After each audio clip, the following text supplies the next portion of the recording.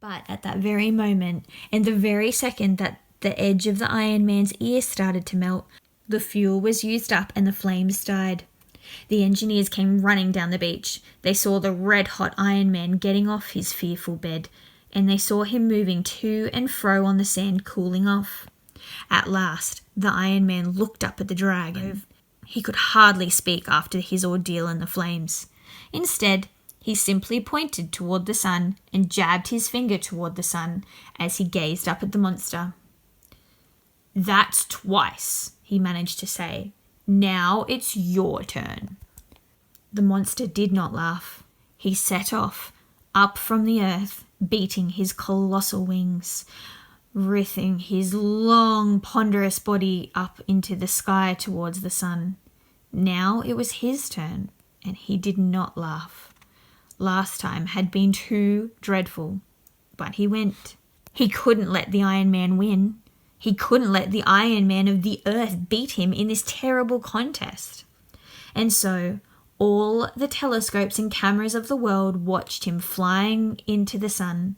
They saw him land among the flames as before.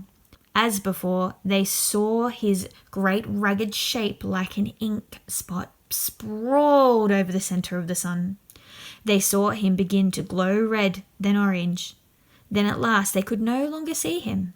He and the sun were one blinding whiteness. He had done it again! But was the sun burning him up?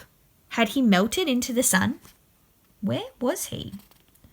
No, here he was. Here he came, slowly, slowly down through space. Much more slowly than before. His white-hot flying body cooled slowly as red as he came, and he grew larger, coming nearer.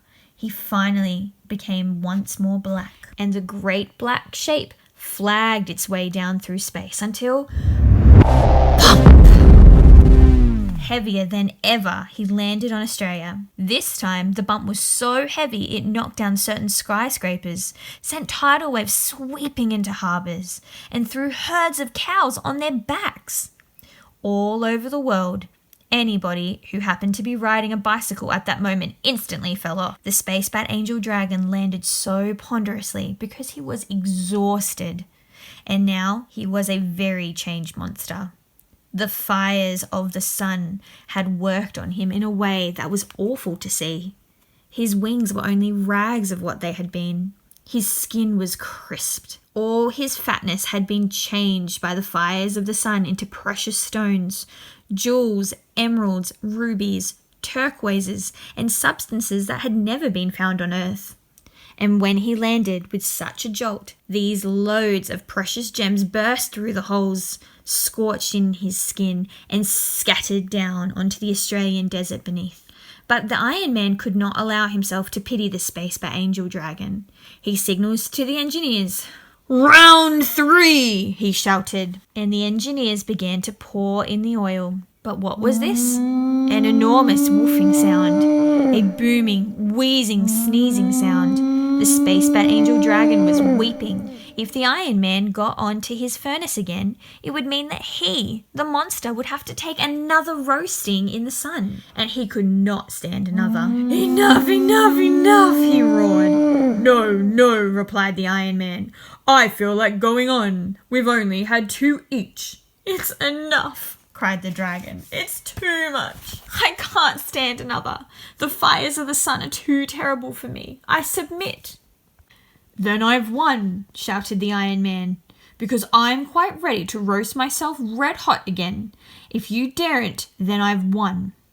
"You've won! Yes, you've won, and I am your slave," cried the Space Bat Angel Dragon. "I'll do anything you like, but not the sun again."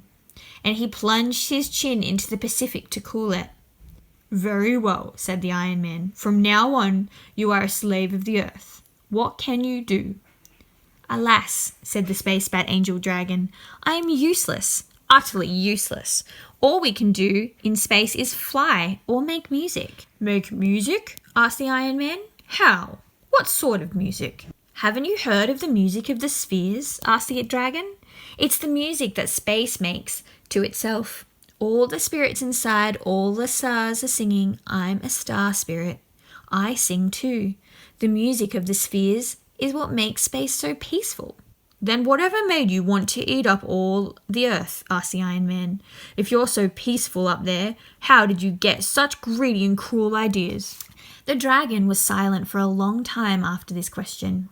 And at last he said, It just came over me. I don't know why. It just came over me listening to battling shouts and the war cries of the earth. I got excited. I wanted to join in. Well, you can sing for us instead, said the Iron Man. It's a long time since anybody here on Earth heard the music of the spheres. It might do us all good. And so it was fixed. The Space Bat Angel Dragon was to send his star back into the constellation of Orion, and he was to live inside the moon. And every night he was to fly around the Earth, through the heavens, singing. So his fearful shape, slowly swimming through the night sky, didn't frighten people, because it was dark and he couldn't be seen. But the whole world could hear him, a strange, soft music that seemed to fill the whole of space, a deep, weird singing, like millions of voices singing together. Meanwhile, the Iron Man was the world's hero. He went back to his scrapyard, but now everybody in the world sent him a present. Some only sent him a nail. Some sent him an old car. One rich man even sent him an ocean liner. He sprawled there in his yard, chewing away, with one ear slightly drooped, where the white heat of the last roasting had slightly melted it.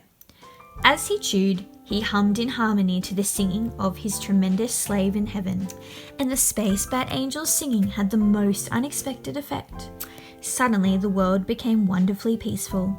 The singing got inside everybody and made him as peaceful as starry space, and blissfully above all their earlier little squabbles. The strange, soft, eerie space music began to alter all the people of the world. They stopped making weapons. The country began to think how they could live pleasantly alongside each other rather than how to get rid of each other. And all they wanted to do was to have peace and enjoy this strange, wild, blissful music from the giant singer in space.